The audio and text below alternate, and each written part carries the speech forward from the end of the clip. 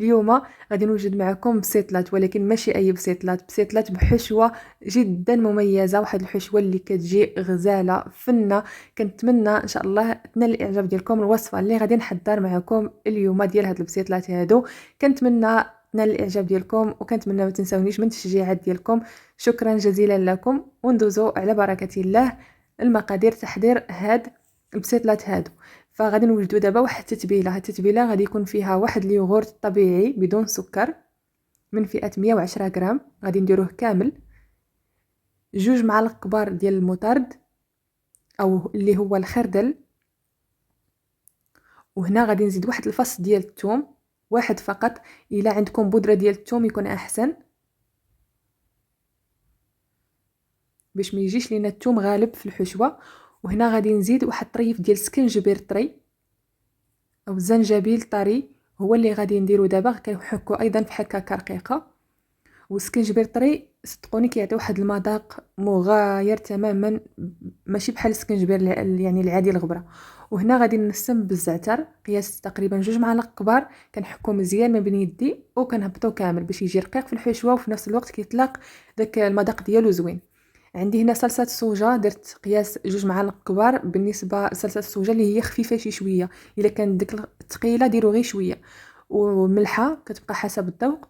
وهنا درت الفلفل الاسود والفلفل الاحمر الحلو يعني التحميره، ونخلط. هذه هي التتبيله اللي غادي نرقدو فيها الدجاج. دابا خديت هنايا الدجاج بالكميه كتبقى حسب لا حسب الرغبه ديالكم. انا عندي هنايا تقريبا واحد الدجاجه لارب، يعني ماشي دجاجه كامله. كله كنفلحو وكنحطو في داك التتبيله وصافي، وكندوزو هنايا مزيان مزيان في التتبيله هذه، وغادي نغطي عليه. وهنا خليوه يشرب هاد التتبيله الوقت اللي عندكم، ساعه ساعتين 3 سوايع. الوقت اللي عندكم خليوه في التتبيله هذه، كل ما بقى فيها كل ما كيشرب وكيجي زوين. فمن بعد يعني صافي ما ارتاح لينا في داك التتبيله هذيك، غادي ندوزو باش نطيبوه. في طنجره كنوضع شويه ديال الزيت ممزوج ما بين زيت نباتي وزيت زيتون. بصله كبيره قطعه طريفات صغار، الا عندكم بصل صغير ديروا 2. وهنا نبقى نشحرو كنغطيه هكا على الطنجره باش يعني تشحر ليا مزيان. ومره مره كنحركو حتى هاد البصله هذه كتدبال بحال هاد الشكل هذا كيف شفتوا معايا. وهاد البصله هي اللي غادي نحط عليها دابا داك الدجاج اللي تبلنا في الاول، نحطو كامل. نحاول نقدو في الطنجره. وهذاك الشيء اللي بقى ليا في داك الاناء فين رقدت الدجاج غادي نزيد عليه قياس واحد الكاس ديال الماء، ونهبطو من بعد مع هاد الدجاج هذا والبصله باش يكون هو التمريقه اللي غادي نمرقوا به هاد الدجاج. ها هو زدت هنا قياس كاس ديال الماء على داك الاناء باش داكشي اللي بقى كله كينزل، وهو باش ان شاء الله غادي نمرقوا. صافي دابا غير كنحاول نقاد الدجاج في الطنجره هكا، نقادو مزيان صافي ونغطي عليه ونخليوه كيطيب. انا درت ليه واحد النار متوسطه باش هكا طاب على خاطرو، وكنخليوه كيطيب. دابا في الطنجره او مقلاة اخرى غادي ندير فيها شويه ديال الزيت. وعندي قياس هنا واحد 300 غرام ديال الفطر شامبينيون اللي منقي ومقطع، يعني مقطع شويه ماشي صغير بزاف ماشي كبير، يعني كنقسمها على 2 ونقطع. صافي ونبدا كنشحر فيه على نار شويه عاليه باش ما يطلقش لكم داك الماء اللي فيه. كان متوفر عندكم الطري ديروه، ما كانش متوفر عندكم الطري ممكن انكم تعوضوه بالمعلب. ولكن اذا كان عندكم معلب ما غاديش تشحروه، غادي تضيفوه من بعد مباشره، غير تصفيوه من داك الماء اللي كيكون فيه وتضيفوه على الحشوه مباشره. غادي نرجعوا لداك الطنجره اللي درنا فيها الدجاج. شوفوا معايا داك المريقه طابت ولا بحال هذا الشكل هذا. دابا كنهزو الدجاج ونحطوه جانبا، من الاحسن نحطوه في واحد الصفايه باش يتصفى لينا من المرقه اللي فيه. ودابا هاد المريقه هذه غادي نشعل عليها النار شويه عاليه ونبقى كنحرك. هي عاليه وانا كنحرك حتى كتوكاح وكتولي خارجه منها واحد الزويته. نتوما غتشوفوا معايا من بعد. الدجاج غادي نخليه هكا شويه فقد شويه الحراره، يعني باش نقدر انني هكا نفتو ونزول داك العظام. يعني ضروري هكا يكون شويه فقد الحراره اللي فيه باش نقدروا. وداك المريقه ها هي شوفوا معايا كي وكاحت وخرجنا منها داك الزيت اللي درنا. ودابا غادي نصفيه هذيك المريقه هذيك غادي نحيدوها، ديك الزويته غادي نحيدوها وهاد الزويته هذه هي اللي من بعد حنا غادي نستعملوها فاش نبغيو نشكلوا البسيطلات ديالنا بها ان شاء الله. غادي ندهنوا، هي كتكون منكهه وكتكون منسمه وكتكون غزاله. هاد الزويته هذه ما نضيعوهاش. دابا رجعت داك الشيء، داك البصيله هذيك اللي وكحت لينا بهذا الشكل، رجعتها لنفس الطنجره وغادي نزيد عليها داك الفطر اللي شحرناه كي شفتوا معايا. فهنايا الا ما عندكمش فطر طري ديروا المعلب. في هذه المرحله هذه غادي نزيد شعريه صينيه اللي سبق لي مرطباها في الماء شويه سخون ومقطعه طريفات صغار، والدجاج حتى هو اللي فرتته هكا شويه رقيق. فكيف شفتوا معايا ديك المريقه زدت عليها الفطر وزدت عليها شعريه صينيه وزدت عليها الدجاج اللي طيبناه وفرتتناه، ونمزج كل شيء مزيان. دابا النار هنايا يعني عندي شاعله، ولكن ما غاديش نعطلها، غير واحد دقيقه ولا جوج صافي كنحيدها من فوق النار ونخليوها حتى تبرد.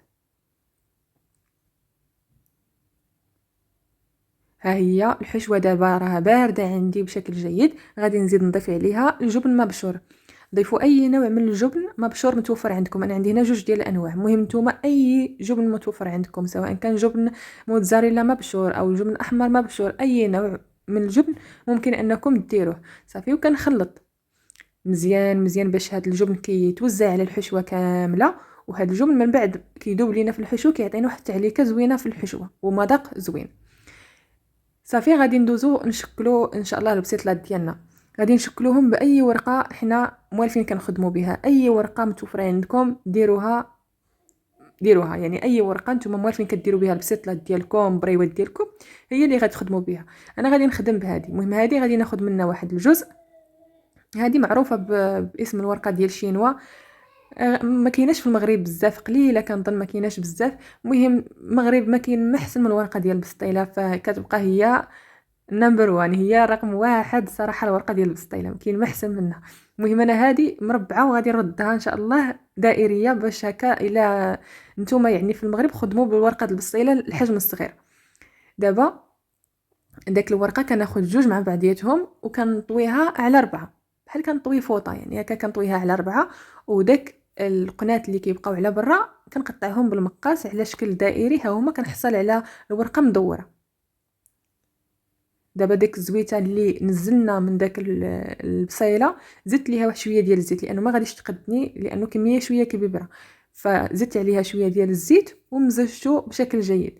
دابا كناخذوا هكا واحد زليفه صغيره ولا طبيصل صغير عندنا هكا يكون يعني اللي غيجيب لنا القياس هو هذاك. كنوضع فيه الورقه، ما كندهنوهاش مسبقا حتى كنبغي نشكلها. فاش كنبغي نشكلها بحال هكا كنبقى كندهن بداك الزويته وكنتني الوسط، كندهن ونتني الوسط بحال هكا حتى كنكمل. ملي نكمل كنحطها جانبا وكناخذوا ورقه واحده اخرى وكنحطوا هذيك التنيات هما اللي الجهه التحتانيه، ونعاودوا نفس العمليه من فوق، باش نفس التوراق اللي كيجينا من فوق هو نفسه اللي كيجينا من التحت.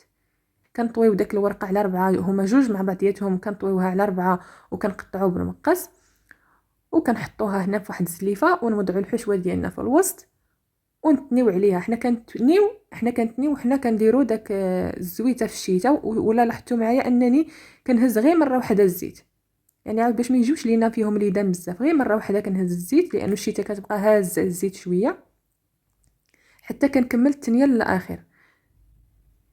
وكنضوبلو دائما الجهه اللي فيها الورقه مضوبله هي اللي كتكون لتحت، باش كيف قلت لكم يجيو لينا نفس الطبقات اللي من فوق هما نفسهم اللي من تحت بالنسبه للورقه. ونستمروا ان شاء الله بنفس الطريقه، طريقه ولا اسهل. كنعاود ندهنهم بداك الزويته اللي بقات لي من فوق، وغادي ندخلوهم يطيبوا في الفران على درجه حراره هكاك. ديروا ليهم غير 200 درجه هكاك لا اكثر. شعلته غير من التحت حتى طابوا لي من التحت، شعلت عليهم من الفوق. ملي خرجتهم من الفران خليتهم واحد شويه وغادي نزينهم بجبن مبشور. هذه شويه ديال الزعتر رشه خفيفه ونقدموهم بالصحه والراحه. هو الشكل النهائي ديال البسيطلات اللي حضرت معكم اليوم. الحشوه ديالهم كتجي مميزه وفيهم واحد اللذه عجيبه وكيجيو خفافين، ما كيجوش ثقال، ما كتحسوش بهم فيهم ليدان بزاف. واحد الحشوه متاكده ان شاء الله الا جربتوها غادي تعجبكم وغتولي معتمده عندكم. هذا هو شكلهم النهائي. كنتمنى ان شاء الله الوصفه ديال اليوم تكون عجبتكم. كنشكركم جزيل الشكر على حسن المتابعه ديالكم ومشاهدتكم معايا الفيديو ديال اليوم.